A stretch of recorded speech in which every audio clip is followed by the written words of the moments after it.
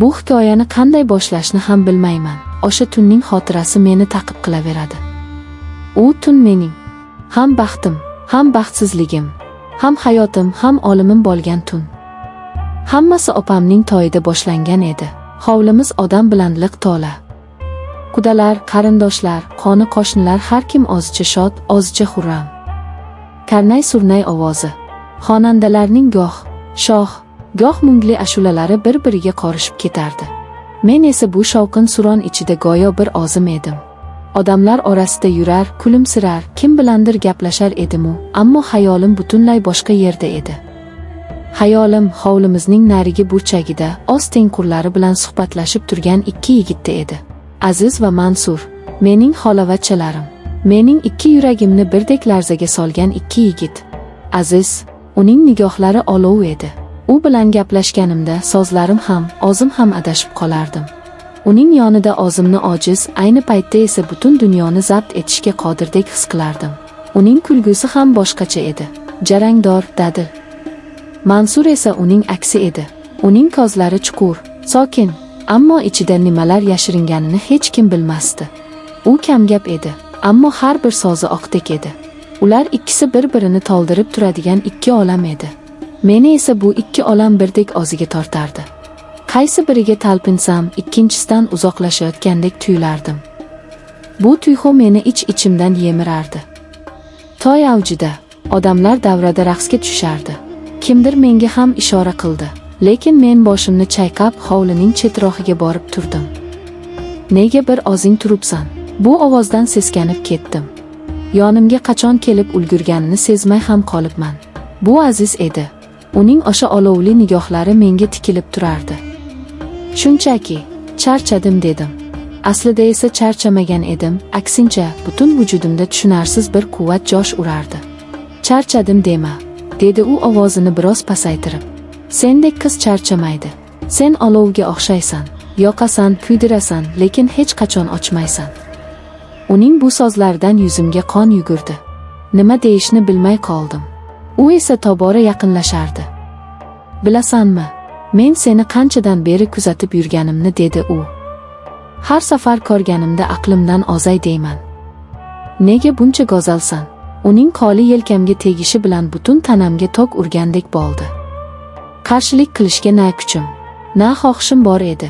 Aksincha, butun vujudim shu lahzani qanchalar kutganini anglab yetdim. Uning nigohlariga tik qaradim. Uning ko'zlarida o'zimning aksimni emas, balki olovni ko'rdim. Meni o'z domiga tortayotgan ulkan bir gulxanni. Shu payt orqadan kimdir keldi. Ikkimiz ham chochib tushdik. O'girilib qarasam, Mansur. U bizga qarab turardi. Uning yuzida na hayrat, na g'azab alomatlari bor edi. Bir muddat uchalamiz ham jim qoldik.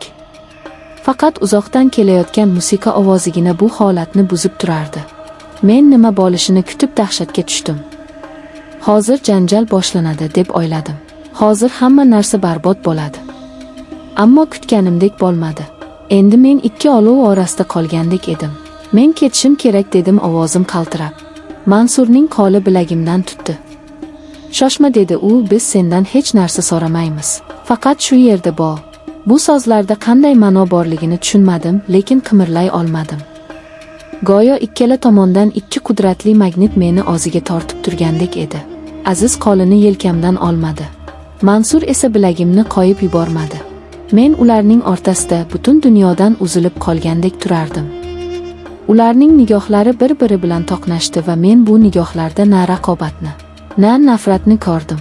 Faqatgina men uchun menga bo'lgan tushunarsiz, ammo qudratli bir tuyg'uning aksini ko'rdim. Yuringlar, dedi Aziz bir payt o'rnidan turib. Bu yerda shovqin. U qo'limdan tutib meni yetakladi. Rustam ham bizga ergashdi. Qayoqqa ketayotganimizni so'ramadim. So'rashga hojat yo'q edi. Men shunchaki ularga ergashdim. Biz hovlining eng chekkasidagi eski omborxonaga kirdik. Bu yerga odatda hech kim kirmasdi. Ichkarida eski-tuski narsalar, qoplar taxlab qo'yilgandi. Havoda chang va quruq yog'och hidi kelib turardi. Aziz eshikni ichkaridan yopdi. Ichkariga derazadan tushayotgan yulduzlar nuri xira-shira yorug'lik berib turardi. Shu yorug'likda men ularning yuzlariga qaradim. Ikkalasining ham nigohi menga qadalgan edi. Bu nigohlarda iltijo, ehtiros, mehr va yana allanimalar bor edi. Men nima bo'lishini bilar edim va men bunga tayyor edim. Yo'q, men bunga tayyor emas. Men buni xohlayotgan edim. Butun vujudim bilan, butun borlig'im bilan shu lahzani istayotgan edim. Bu tunning qolgan qismi tush kabi o'tdi. Tushunarsiz, chalkash, ammo aql bovar qilmas darajada hayajonli va shirin bir tush. Men go'yo ikki xil musiqani bir vaqtning o'zida tinglayotgandek edim.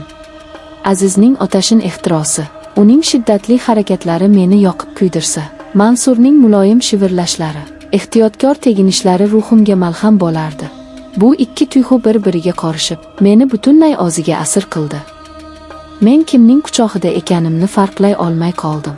Ular go'yo bir butunga aylangandek. Men esa shu butunning markazida edim. Men nafaqat jismonan, balki ruhan ham ularga taslim bo'lgandim. Bu gunoh ekanini, bu aqldan ozish ekanini bilar edim, ammo o'sha lahzada bu dunyodagi eng yoqimli holatdek tuyulardi. Men o'zimni hech qachon bunchalik tirik, bunchalik kerakli his qilmagan edim. Har bir hujayram bilan yashayotganimni his qilardim. Bu lahza abadiy davom etishini xohlardim. Faqat biz uchalamiz va bizni orab turgan bu sehrli tun. Qancha vaqt o'tganini bilmayman. Balki 1 soat, balki 2 soat. Birdan omborxona eshigi ochildi. Biz uchalamiz ham tosh qotdik. Eshik tirqishidan tushayotgan yorug'likda bir sharpa ko'rindi. Bu onam edi. Qo'lida patnis. Patnisda bizga atalgan choy va shirinliklar. U bizni chaqirib topolmagach, shu yerga kirgan bo'lsa kerak. U bir lahza bizga qarab qoldi.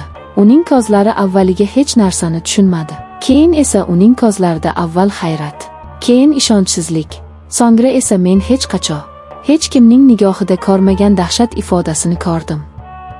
Onamning yuzi oqarib ketdi. Lablari pirpirab nimadir demoqchi bo'ldi, ammo ovozi chiqmadi. Faqat xirillagan bir tovush eshitildi. Qo'lidagi patnis yerga tushdi. Piyolalar sinib, choy hamma yoqqa sachradi. Bu ovoz o'sha tunning sehrini parchalab yubordi. Bizni hushyorlikka qaytardi. Biz qanday dahshatli ish qilib qo'yganimizni endi anglab yetgandik. Ammo eng dahshatlisi hali oldinda edi. Onam bizga qaraganicha bir qadam orqaga tisarilmoqchi bo'ldi, ammo oyoqlari o'ziga bo'ysunmadi. Uning ko'zlari katta-katta ochilib, bir nuqtaga tikilib qoldi. U qo'llari bilan ko'ksini ushladi. Yuzi ko'kara boshladi. U og'zini ochib nafas olmoqchi bo'ldi. Lekin havo yetishmayotgandek boqilardi. Va keyin u sekin-asta, jonsiz bir qohirchoqdek orqaga quladi. Uning boshi yerga gurs etib urildi. Men qotib qolgandim. Nima bo'layotganini idrok eta olmasdim. Aziz birinchi bo'lib o'ziga keldi. "Xolajon!" deya baqirib yubordi va onamning yoniga otildi. Mansur ham yugurdi. Men esa joyimdan qimirlay olmadim. Go'yo tanam muzlab, oyoqlarim yerga yopishib qolgandek edi. Faqat onamning yerda harakatsiz yotgan tanasiga, uning ochiq qolgan va dahshat ifodasi qotib qolgan ko'zlariga tikilib turardim. Hovlidagi musiqa hamon yangrardi. Odamlar hamon o'ynab kulardi. Bir necha daqiqa oldingi baxt, ehtiros, shirin hayajonlar o'rnini sovuq bir dahshat egalladi. Men o'sha tun nafaqat o'z nomusimni, balki undan ham azizroq narsani, onamni boshiga yetgandim.